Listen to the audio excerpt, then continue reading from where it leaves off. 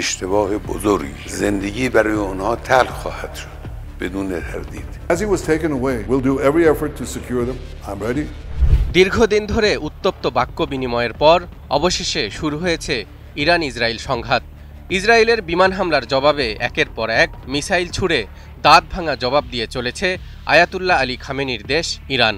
যেই ক্ষেপণাস্ত্রগুলোর বেশিরভাগই ইসরায়েলের বিখ্যাত আকাশ প্রতিরক্ষা ব্যবস্থাকে তছনছ করে তাদের গর্বিত প্রযুক্তিকে প্রশ্নবিদ্ধ করছে। ইরানের প্রতিরক্ষা মন্ত্রণালয়ের মুখপাত্র ব্রিগেডিয়ার জেনারেল রেজা তালাই দাবি করেছেন, আমাদের কাছে এমনও ক্ষেপণাস্ত্র আছে যেগুলোকে ইসরায়েলের সেনাবাহিনী প্রতিহত করা তো দূরের কথা, শনাক্ত করতেও সক্ষম হবে না।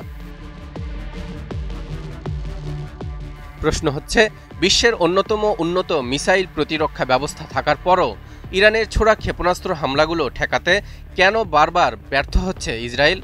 ইরানের এসব মিসাইলে কি এমন বিশেষ বৈশিষ্ট্য আছে যা হাজার মাইল দূরের লক্ষ্যবস্তুতে সফলভাবে আঘাত হানছে? ইরানের কোন প্রযুক্তির কাছে ইসরায়েলের এমন অসহায় আত্মসমর্পণ? মার্কিন গোয়েন্দা সংস্থার বরাতে জানা গেছে, ইসরায়েলের সঙ্গে চলমান সংঘাত শুরুর আগে থেকেই ইরানের কাছে ছিল স্বল্প, মাঝারি ও দূরপাল্লার ব্যালিস্টিক ক্ষেপণাস্ত্র। এমনকি তাদের কাছে আরও আছে হাইপারসনিক প্রযুক্তির মিসাইল। এই হাইপারসনিক মিসাইলগুলোই ইরানের শক্তির মূল আধার।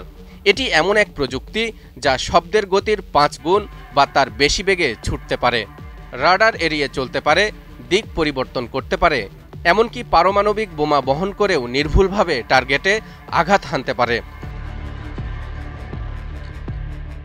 জানা গেছে, একটি হাইপারসনিক মিসাইলের সর্বনিম্ন গতি মাক 5, অর্থাৎ শব্দের চেয়ে 5 গুণ দ্রুত।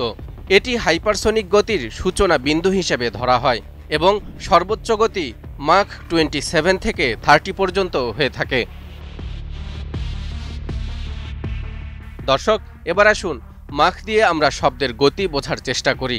আমরা জানি সমতলে শব্দের গতি ঘন্টায় প্রায় 1235 কিলোমিটার। অতএব মাক 5 ছুটে চলে ঘন্টায় 6175 কিলোমিটার গতিতে, আর মাক 30-র গতি ঘন্টায় 37,050 কিলোমিটার।